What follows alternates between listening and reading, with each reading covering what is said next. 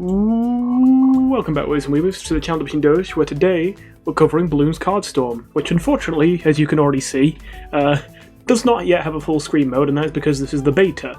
I managed to get in, because you basically just ask on their Discord.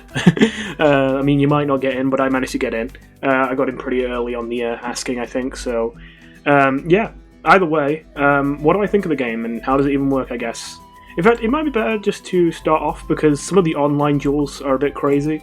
We're just playing a normal game against AI or something.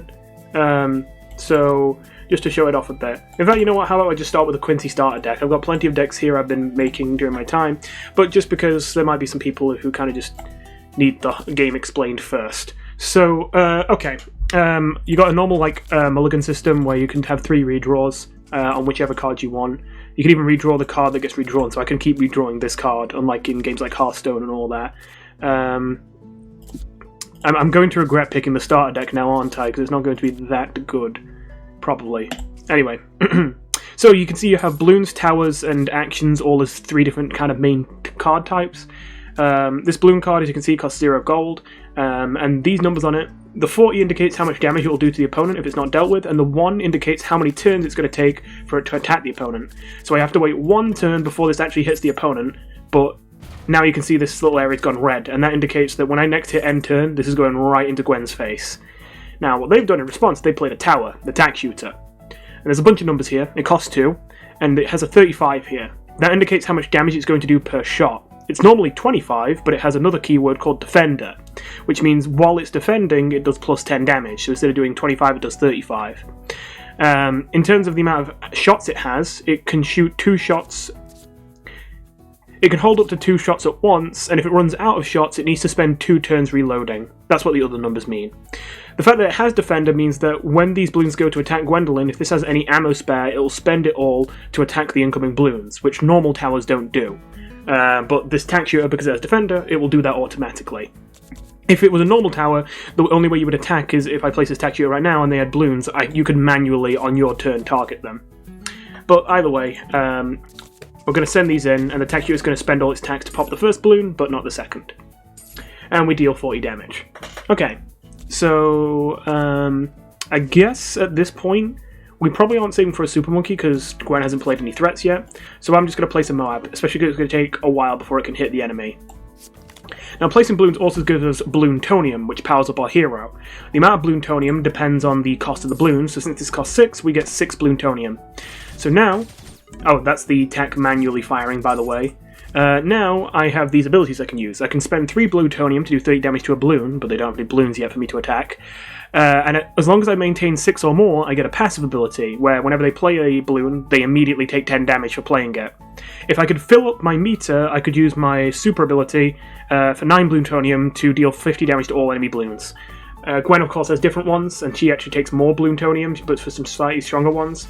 Her cheap ability is to set a Bloon on fire, her passive is to increase the damage of all towers by 5, and her special ultimate ability of Firestorm sets everything on fire, and everything that's already on fire takes 200 damage instead, which is a lot. But for that reason, she's got a much larger Bloontonium meter, which takes more effort to fill. So anyway, now these Moabs, unfortunately, are not going to be super great, because while they are big and scary, they also take 3 whole turns to hit the opponent, which gives them plenty of time to deal with it. So, in the meantime, what are we actually gonna do? They also have played a farm, which is generating them 2 gold every turn. I think I'm just going to play some normal blue Bloons for now. And I'm not even going to play this tack yet, because it doesn't have anything to shoot yet. I'm going to keep my cards close to my chest. I'm not going to play things early if I don't need to, if there's nothing they will achieve by being placed early. So they placed a Bionic Boomerang, which is scary, because it's a very strong tower in terms of defending.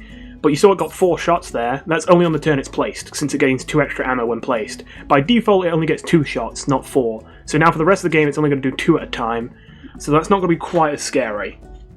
Now, we've got a yellow coming at us, but it's only 100 damage. I honestly might just take that. I'll see what my other options are, because I might just like playing something like that. I say that. This is probably a good time to play Track Shooter. This will do 70 damage back to it, 2 shots at 35, so that's enough that I'm fine with it. I don't really want to waste this card yet, because I think I can get a better target for it. And I suppose since that makes it already so I can't afford the Mob, I may as well drop the Dark Monkey. So yeah, I'll drop these 2. It won't pop it. Actually, can I get it to... not quite, but I can get it close. So we're barely going to take any damage there. I could fire a second shot to completely kill that, but I just don't think it's worth it. It's okay to take a little bit of damage if it means saving resources. Okay. Ooh, this is a bit awkward. So this is actually a weird part about this game. This Super Monkey here will do more than enough damage to destroy this balloon, but not only will it give the opponent a card if I pop it, but also this thing has 3 shots in a clip, and it would take 2 to pop this. And then the third shot would just be left hanging there, and I wouldn't even be able to start reloading, because the tower doesn't start reloading until you fired all the shots. So essentially, I would have a Super Monkey that's only got 1 shot left, just sitting there not reloading for multiple turns until they play another balloon. So I actually don't think I want to play this yet until there's more scary stuff to deal with. I'm going to throw this dart because there's no reason not to. It's just a free dart to throw. I'll get another one back next turn anyway. And I think I'm just going to play a draw some cards first and see what we have in options, because I do think I want to do that. Okay, we got more card draw. I think I'm going to go for the white balloon instead now, which is why we do card draw first. I'm not gonna lie, I actually have not used the starter deck at all, so yeah, I'm certainly discovering this sure is a deck that exists. Maybe I do actually expend... You know, usually you would want to use the super ability because it's very good, but I think I actually might expend all of my Bloontonium just to reduce the damage this does. Because they're not playing a lot of Bloons, and Gwen typically does play more late game, and this is literally labelled as Gwen late game, like the level I'm playing. So I think that should mean that I'm not expecting a lot of targets. Anyway, we'll just do that. Well, they got 420 damage coming directly at them, which is very scary. That's putting them on low health already. How much time do they get to react to ceramics? 2 turns. As much as I'd love to just try and rush them down here, since I'm going to get their health so low already on this, and I know that their late game's going to be scary, at the same time, I don't know if it's feasible. I think I might have to establish a bit more pretext. Actually, I don't have to be too greedy. I can wait 2 turns. We're going to try and kill them in 2 turns' time. We're going to start setting up ceramics. I think I'm gonna... Again, because I don't actually think I'm going to use Arrow Storm this game. It's usually very good, but against this deck, I don't think it's going to have much targets, so I just want to get the passive up.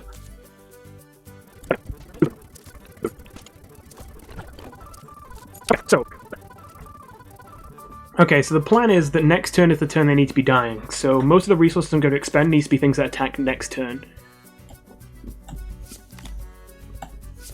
Now, even though... I suppose I might want to get this played, yeah. Actually, I should have played this first, in fairness. Draw a card. Oh! Yeah, this is why I should play this first. I missed... Wait, no. These were free, weren't they? Okay, yeah, so there's no way I could have afforded this, actually. But yeah, this would have killed them... Oh, no, it wouldn't have done enough damage. Not quite. So yeah, never mind. Okay. For a second I thought this would have killed them instantly, but no. Although it does instantly attack the pink balloon with no wait time, it's only 100. We need 145. So that's fine. We're still on the normal plan of just wait until next turn. But now we're finally going to get some use out of this Storm of Arrows, just to make sure we survive for the next turn. And I suppose we might as well fire this off, because this is the last time we're going to have to worry about defense. And that's reduced the damage all the way down to 5, so I'm pretty sure we're surviving this, considering we have 385 health. We're kind of over-defending here, because the only lose condition we have right now, for the most part, is if we die before this attack comes through. Which is unlikely, but it's certainly possible with burst damage. Now, of course, they're going to try and defend this, and they might get enough, but we're still not screwed even if they do have enough, because then we just start playing Moabs. Okay, they're going to survive with very little health left, except we have a pink balloon for burst damage, so we win off pinks. Oh wait, I forgot about the fire DOT. My bad, no one's playing Gwendolyn online, so I forgot about the fire DOT. I'm new to this too, okay? Okay, well we win next turn, surely, if I don't throw. Hey, listen, we're all learning here. Seriously? That should do it. You're on my list now. So, that's what a typical game looks like. Now, that being said, I have a lot of opinions about this game as a whole, but it might be a bit big for one video, so I'm going to keep this as a mostly introductory video. However, that would be unsatisfying if I just left it as a one AI fight. You probably want to see what an online game looks like, so let's get into some actual queue using a deck I've actually made. Now, I am unfortunately going to stick with Quincy because it is early days, but from what I can tell, it seems like Quincy's just undeniably the best hero by a long shot. At the very least, Gwen feels unplayable. Like, I'm not gonna lie, I'm not gonna sugarcoat it. It's not even that I think that what Gwen provides is necessarily bad, it's just you'll never survive to use it effectively, you know? I'm probably stick with that map. 2 extra gold at the start of the game. This deck is kind of a hybrid between a swarm deck and an instant kill deck, like an OTK sort of, except the OTK isn't really like a special combo, it's mostly just like hitting them with instant damage they can't dodge. This is an okay starting hand. This isn't a bad card, but I just don't think we want it early, so I'm going to get rid of that. I'm going to get rid of that too. We've really got to be looking for farms early on. This is not a bad starting card, but we just need a farm. Give us a farm. That's about as close as we're going to get to a farm. The Cash Trap Sniper gives me money when it reloads, so it's sort of a farm, but it's certainly not as efficient as an actual farm, because it also defends. Alright. Nested Green. The nested cards are interesting. They spawn the smaller version of themselves when they pop, but if you don't pop them, they're just kind of overpriced and underwhelming. So it creates a sort of interesting dynamic. I think they're both potentially strong, but I'm not sure if they can realize their potential yet. Because the main thing that's strong about them is the fact there's nothing you can really do to deal with them. It requires so much removal to actually completely destroy this that it's basically impossible for it to not hit your face. Like, I'd have to kill that 3 times over to get rid of it, or 4 times for a yellow balloon. But the thing is that they also don't do much damage, and there's also nothing stopping you from putting it on like 5 health and then not finishing off the last 5. And that wouldn't spawn a new balloon, and would also make you only take 5 damage, which is like nothing. I'm actually not going to play the sniper yet, because even though it's my income option, I don't think I want to use it actually. In fact, because I'm playing these, I don't like playing both of these because it means I can't use Sniper next turn if I want to. However, it does get my passive ability up, which is really helpful if this guy's also running Swarm, which is very likely. And on top of that, these balloons are threats where the more, like, playing both at the same time is usually smart. So when a card has multiple coins on it, this one only has 1, but this one had 2 coins earlier. It means that you can get a copy of it when you play it, so I got 2 copies of this. And these get 50 extra health each turn start, so they get more threatening the longer they stay on the board. So playing them early and playing multiple of them at once makes them really hard threats to deal with and makes you get loads of value off of them. So that's why I wanted to play these early, and I wanted to even sacrifice my ability to use Cash Drop Sniper to play them both on the same turn. Also, this guy's still not playing anything, so he's most likely waiting to play a Bloon Swarm. Oh, never mind, he's going to spend 8 gold on wiping my board. Okay. There is a card in the game called Bloon Swarm, which costs 6, which just puts a red balloon in every single space on the entire board, which is a very powerful card. And combining that with Bloon Embiggen, this right here, plus 25 health to all balloons, that is a broken combo that literally can kill people on like turn 2 and there's nothing they can do about it, if you get lucky enough. So, as a result, it's very common for people to run that card, and I feel like this guy, the reason why they're playing very few balloons is because they're looking for the right hand to do something like that. Okay, so they got a nested yellow. I get a lot of Embiggens, but not a lot of actual swarming balloons, unfortunately. I think I'm going to use Storm of Arrows here. It's unfortunate that it actually pops this. We want to do slightly less damage than the amount required to pop it, ideally, but it's fine because immediately afterwards we do this. Oh, it took a second. And then we do this. And this is only going to do 15 damage now. Plus we're going to get the reload started on our sniper to start making some income. We're just kind of sitting, waiting until we get some more swarmy balloons in our hand. Because a lot of this we have in our hand is like the burst damage to finish someone off once we've established a board, but we haven't established a board yet. Now this is why we left the passive up. Boom, boom, boom, boom, boom, boom, boom. Massive reduction in damage we would take otherwise. Now this is still a lot of damage staring us down because this combo is very strong. There's a reason why they're running it. This will still kill us in this turn if we don't deal with it. But the reason why that's not so bad is because it feels bad to play just a pink balloon dry with no game plan, but we kind of have to with this hand because we need to play a balloon right now and we can't wait on it. And the reason for that is because it gives us enough Bloontonium to do this. And well, clearly that helps a lot. Now we're only taking 100 damage instead of enough to kill us instantly. Unfortunately, we don't have a sniper ready, so we can't fire anything else. This is a real shame. We got a really bad... Well, I say really bad. We didn't get a great hand here. We got a lot of good cards here, but the cards that make them good, we don't have those in our hand, you know? If we have just a swarming yellow balloon or a balloon swarm like he does right now, this is a really good hand, but without those cards, this hand is a bit weak. Okay, we got the reload money. We got a lot of money on deck, but just no card draw and no cards to combo this stuff with. Maybe... Oh wait, I can kill him, I think. 275 is enough to kill him. And then we quick ready here to reduce the delay by 1.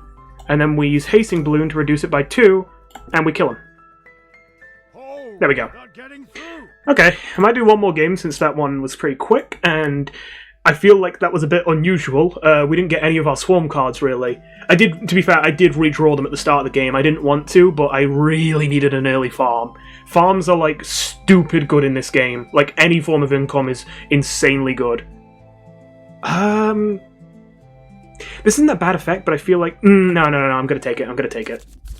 Okay. Okay, yeah, there we go. This is much more like what I'd like to see. Only this gets more valuable the longer the game goes on, and this is kind of our finisher, but I might keep it, actually, because I do think I'd rather get rid of this again. Okay. A little bit of a late game oriented hand by how fast paced this deck is, but the most important thing is to get the farm down as early as possible. The fact that you can keep money between turns in this game, which you can't in a lot of other card games, does mean that expensive cards aren't so bad to keep in the starting hand. Obviously it's still better to keep cheaper cards, but we're not screwed because we kept expensive cards. Okay. And this guy's also passing a lot of turns, but I'm not necessarily scared because he didn't have farm, because if he did, he would have played it last turn. He had enough gold. He might still have Marketplace or Cash Drop Sniper, but those are the only 3 income towers in the game right now, if I'm not mistaken, at this beta, so that's the only things you could play. He is opening right up with a double ceramic balloon, 250 damage staring down the barrel that I only have 2 turns to deal with. So that's, actually, I think it doubles, yeah, I think the 250 is before it's doubled, so I think this is enough to literally insta-kill me when I don't deal with it. So I'm going to be having to deal with that. And unfortunately, because I have no monkeys in my hand, which in fairness, this deck is very offensively orientated, the only way I can defend this is to play Bloons myself. So maybe I just respond back with my own double ceramic, because I need to get my Bloontonium up. And unfortunately, Red's Balloon Storm does not give you Bloontonium because you didn't play the red balloons, the ability did. Right, I'm going to play this. Because I know I have the Storm of Arrows, but I'm going to wait one more turn before activating this in case I get more targets. Also, I'm going to get my passive up, so there we go. Extra damage. Oh yeah, I didn't really mention why Quincy's kind of the best by far. So, Obin is playable, but Gwen is the main one you don't play. Quincy's the big one to go for, because the main 2 strategies in this game that are the most powerful by far at the moment are swarm strategies or instant kill strategies. And there's not a lot of counterplay to the swarm strategies because there's just not a lot of board wipes in the game right now. There are board wipes, there's just not that many. So having a hero who's the passive ability is a board wipe, whose active ultimate ability is a board wipe, and who has the shortest Bloontonium meter, so it's super easy to just spam your abilities. It's really, really good because it counters the kind of stuff that actually kills you. 200 HP left. Now, honestly, I might go for something cheeky here. Usually I'd go for a more, wait and be patient kind of play. But I have a feeling if this guy's running a similar deck to me, he might struggle to defend a second ceramic like that so soon after the first. Also, I should have probably spent Bloontonium before I did that, my bad. Either way, I keep the passive up. He's got one...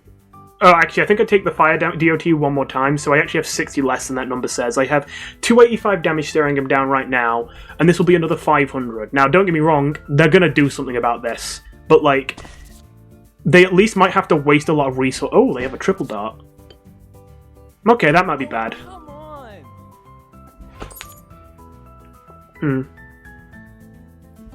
I kind of like just stacking non-stop threats at them right now. Unfortunately, I don't have enough for 2 of these, only 1, so we draw cards first and see what we get. Wait, is this an insta-kill? It says random, but there's only one that isn't at 0. Does that mean it will always get the right one? I don't have any targets for my abilities, so I am wasting Bloontonium, but there's nothing I can do. Yes, it does auto-target onto the correct one. Seriously? And we win. So yeah, these games might seem pretty quick, but that's kind of how the game is right now. I don't want to get fully into it because it's a long video in its own right that I probably will get into. But I will definitely say that is both the biggest strength and weakness of this card game so far, in my opinion, is that I do feel like that inherently the fact that you have so much more control over your balloons than you do over your towers and how they interact with the game, because towers are reliant on balloons to have targets and all that, and you kind of choose when the balloons attack. It just feels like any strategy that relies on towers is kind of doomed to fail at the moment, because at the end of the day, you're always putting the game in the opponent's hands if you're not taking like the initiative to aggress onto them. Now, I think that's a problem, but I don't think it's unfixable, and in some ways it's almost healthy, because it shows that a defensive playstyle where you don't really think for yourself, you don't come up with creative solutions to problems, you just kind of, react to things as they happen with the obvious answer that obviously you're going to play, that doesn't really pan out in this game. You have to have the initiative to make things happen, like, of your own volition, and that is nice, but it does also create these situations where it really does feel like, we've got so many towers in the game, and, like, you didn't really see that many of them there, like, it's pretty conventional for people to make decks with very few towers that aren't farms, and almost nothing but balloons right now. Like, that is kind of the meta, is anti-tower. Like, I see very few of a lot of these cards in the game that aren't, like, farms. Which is a bit of a shame. In fact, I just do have to briefly point out, it's funny that Glaive's Ricochet is the most expensive card in the game, when it's literally a tower that costs fucking 600 cash in actual BTD6. That's just funny. Right next to the Prince of Darkness and the Super Monkey. But yeah. The art in this game does look really good, though, on a side note. But yes, that's definitely a problem the game has right now. That's why Gwendolyn is so weak right now, is because Gwendolyn's powers are very much, like, late game focused, and this just does not work. It does not work out. Because you'll never survive to the late game. There's so many ways the opponent can play threats that are simply too big or too plentiful for any defense, no matter how well it's prepared to deal with. And there's so many ways to kill the opponent instantly before they even get a turn to respond, that obviously if you're going to try and play something like a late game deck where you build up great defenses with your towers and all that, it's just, even if you get the great towers down, that doesn't save you from a balloon that hits you in 0 turns and you didn't even get to shoot at it before it killed you, It doesn't really work. So, yeah. I did briefly gloss over Oben earlier. Oben isn't bad, it's just Quincy's better. The main reason Oben's decent is, unfortunately, every hero in the game currently only has abilities that help them defend, none that help them attack, which I suppose makes sense because that's how they work in the original BTD6, but I somewhat think that might hurt them. Again, because offensive play is so much better than defensive play, a lot of hero abilities don't feel that useful. Like, again, Gwen's abilities are technically powerful if you're looking to defend, but no one's looking to defend right now. Everyone's just trying to attack better rather than try and defend, because defending feels so pointless. Now, Oben, at the very least, is a decent pick, because of the fact that while you don't want many towers in your deck, you still want to have towers. You don't want to run a 0-tower deck most of the time. It's, you could definitely make it work, but usually it's not optimal. But it is nice to have a hero who has a power that's cheap that summons a tower. Now, the wolf is basically just a dart monkey. It does 20 damage per round. That's it. It's no gimmicks. So it's not a very strong tower, but it is a tower you can summon essentially for quote-unquote free. And if you're running decks that want to keep your tower numbers as low as possible, then it is nice to be able to summon towers with the wolf. His passive as well, it's not a whole lot, but it does grant you more health. Every single turn that you have 8 or more Bloontonium, you gain 10 shield, which is basically just health. And so if you build that up over a few turns, it might give you the last little bit of health you need to survive an OTK. And in fairness, his super ability, while not insanely good at defending, does give you money, even if it's only 2 gold. And to be fair, being able to convert Bloontonium back into money is a pretty big deal. And that does kind of incentivize you playing loads of balloons to get Bloontonium, to then convert that Bloontonium back into money to play more balloons. That does help you play aggressively. So Oben's not terrible, it's just, as I mentioned before, the main 2 prevalent strategies are Swarm and OTK decks, and so Quincy's kind of better, because it's easier to max out his Bloontonium meter, and both his passive and his strongest ability just hard counter Swarm.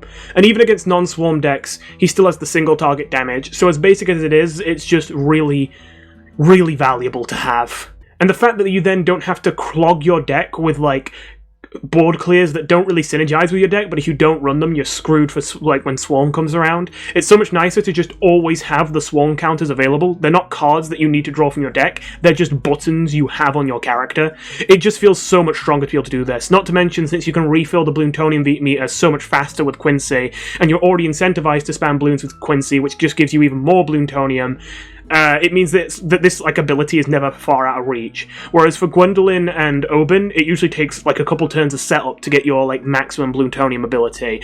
But for Quincy, it's just like, oh yeah, you can just be fucking around at any turn. You can just be like, oh right, I need a board clear. Instantly just play a Bloon. Okay, I've got a full Bloontonium meter. Boom, wipe their board and win. You know, Quincy just feels like the strongest by far right now. But as I say, right now I feel like the game has a lot of natural problems it will have in these early days of design, being such a very different card game, where there's a lot of cards that I do think are useless, but it's not because like the design is stupid. I don't think Gwen's design is stupid. I don't think a lot of these tower designs are stupid. I think it's just they don't make sense in a game where you don't care about defending. But all they've got to do is figure out how to make us care about defending, and I think a lot of these things will slot into place. So that's sort of scratching the surface of what I think is good/bad about this game, but let me know what you think, and I'll follow this up with a more in-depth video later on. With that said, thank you for watching, and I'll see you in the next one. Goodbye.